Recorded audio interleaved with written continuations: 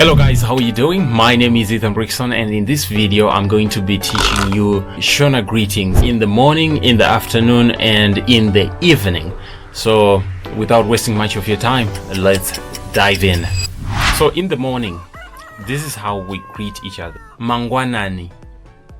Mangwanani, which means good morning. Mangwanani, mamukasei.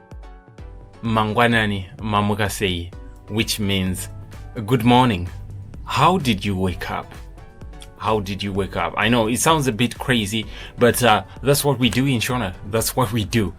Ndamuka kana mamukao. Ndamuka kana mamukao. Ndamuka kana mamukao means I woke up if you woke up. Ndamuka.